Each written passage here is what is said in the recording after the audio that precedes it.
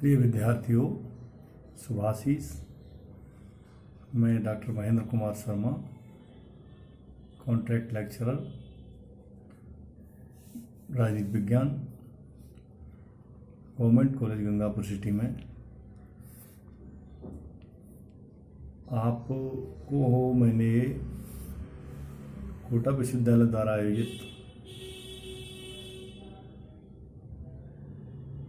जो सिलेबस दिया गया है उसमें बीए पार्ट सेकंड के विद्यार्थियों के लिए जो पुस्तक है प्रमुख देशों की राज्य व्यवस्थाएं या उनके देशों के संविधान, इस श्रृंखला में हम ब्रिटेन के संबंध में, ब्रिटेन के इंग्लैंड के संविधान के बारे में, वहाँ की जो राज्य व्यवस्था है उससे संबंधित विभिन्न बिंदुओं पर हमने चर्चा की। आज का हमारा चर्चा का बिंदु है संसद के बारे में, कि वहाँ संसद है वह किस प्रकार काम करती है, सर्वोच्च है या प्रभुता संपन्न है। वहाँ की संसद के अर्थ की जो प्रभुसत्ता है या वहाँ जो संसदीय सर्वोच्चता है, पार्लियामेंट्री सुपरमेसी, उसका क्या स्वरूप है, इसके परिप्रेक्ष्य में हम यहाँ बात करेंगे। डी लोमे ने ब्रिटिश संसद की प्रभुसत्ता संपन्नता के बारे में विचार व्यक्त करते हुए कहा है कि संसद सब कुछ कर सकती है, केवल पुरुष को स्त्री एवं स्त्री को पुरुष नहीं बना सकती। यानी यहाँ डी लोमे का जो कथन है वो इस बात को सिद्ध करता है कि ब्रिटेन की संसद इतनी शक्तिशाली है, प्रभुत्व सत्ता संपन्न है, सर्वोच्च है कि वह इन दो कामों को नहीं कर सकती है कि स्त्री से पुरुष का निर्माण करना, पुरुष से स्त्री का निर्माण करना, जो कि वास्तविक तौर से ही बड़ा असंभव है। तो अब सोचिए, जो इतना असंभव कार्य उसको नहीं कर सकती है, इसके अलावा जो भी कार्य बचते हैं अर्थात उन सारे कार्यों को इंग्लैंड की संसद कर सकती है। कहने का ये तात्पर्य है। प्रोफेसर डायसी ने भी ब्रिटिश संसद को सर्वशक्तिमान कहा है। अन्य विद्वानों में सर एडवर्ड कोक ने भी ब्रिटिश संसद की सर्वोच्चता को बताया है। इस बारे में लिखा है कि संसद की शक्ति एवं क्षेत्राधिकार इतना सर्वव्यापी है एवं निरंकुश है कि उसे किसी प्रकार से प्रतिबंधों में नहीं बांधा जा सकता है। यानी सारे प्रतिबंधों से वहाँ की संसद ऊपर है। संसद की सर्वोच्चता के परिप्रेक्ष्य में इससे संबंधित कुछ बिंदु हैं, उनके माध्यम से हम इसकी सुपरमेसी के बारे में और बात करेंगे। देखिए, चाहे वह कॉमन सभा हो चाहे वह लोक सभा हो, दोनों में ही संसदीय विधेयकों को प्रस्तावित किया जाता है, पटल पर रखा जाता है एवं उन्हें पारित किया जाता है। तो दोनों की ही स्थितियां अपने आप में अपने अपने क्षेत्राधिकार में बहुत ही प्रभुता संपन्न है, इसमें कोई किसी प्रकार का संदेह नहीं है। जेनिंग्स ने इस संदर्भ में कहा है कि संसद, देखो कितनी बढ़िया इन्होंने एक परिभाषा दी है। यानी संसद की सर्वोच्चता के भाव को देखते हुए इन्होंने एक ऐसा रूपक दिया है जो बड़ा ही पढ़ने में इंटरेस्टेड है। देखिए, संसद नीली आंखों वाले बच्चों को मार डालने का कानून पारित कर सकती है, परंतु व्यवहार में ऐसा कोई भी नहीं कर सकता है। यानी एक एक्सट्रीम को यहाँ पार करा दिया है कि जो छोटे छोटे बच्चे होते हैं उनको मारने की क्षमता या कानून बनाने की शक्ति ब्रिटेन की संसद रखती है, लेकिन व्यवहारिक तौर से हम देखते हैं तो ये बड़ा ही असंभव कार्य है। अब हम बिंदु के अनुसार देखते हैं कि किस प्रकार से लोकसभा या कॉमन सभा, संसदीय सर्वोच्चता, मंत्रिमंडल की सर्वोच्चता, प्रधानमंत्री का, इन सब से मिला जुला एक प्रभाव है वो अपने आप में। तो बिंदु के रूप में हम देखते हैं कि लिखित संविधान का यहाँ पर अभाव है। देखिए, जहाँ लिखित संविधान होता है वहाँ उन लिखित दस्तावेजों के नियम विनियमों के अंतर्गत ही सरकारें काम करती हैं, उनसे न तो ऊपर जाती हैं, उनसे न नीचे जाती हैं। लेकिन इंग्लैंड में असल में क्या है, अभिशमनों पर चलने वाली एक परंपरा के आधार पर शासन व्यवस्था है, जिसमें मूल रूप से हम देखते हैं कि वहाँ का जो लिखित संविधान नहीं है या लिखित संविधान का दृष्टिकोण है, ये सबसे ज़्यादा यहाँ पर इस बात को सर्वोच्च बनाने में सफलता दिलाता है।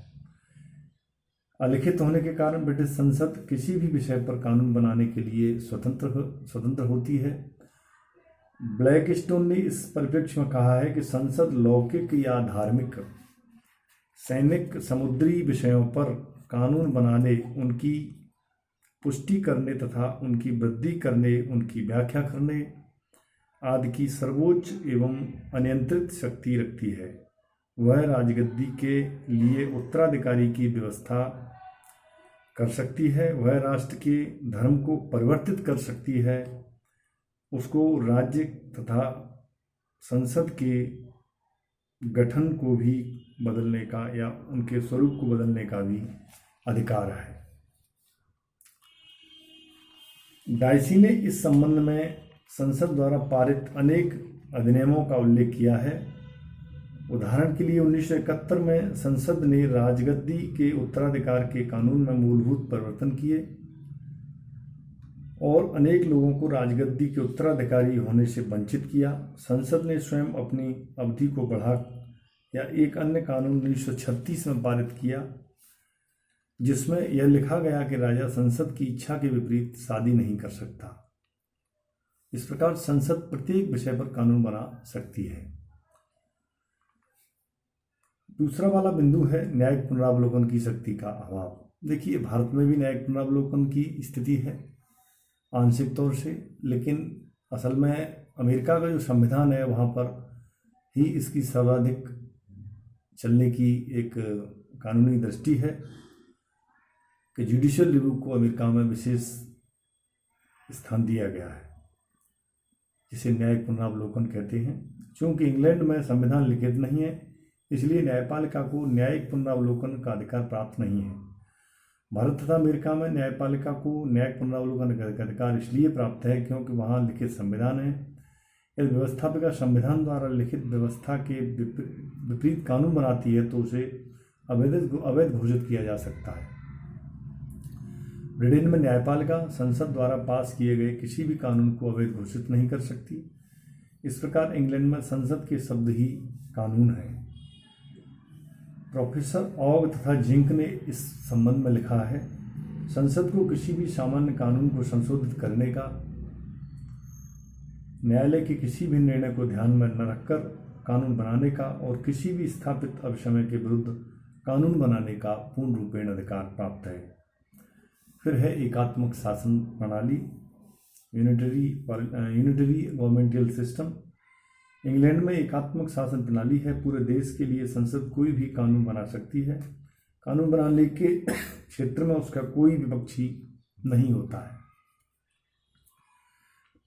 अगला है संविधान में संशोधन की शक्ति। इंग्लैंड की संसद साधारण बहुमत के द्वारा ही किसी भी व्यवस्था को बदल सकती है।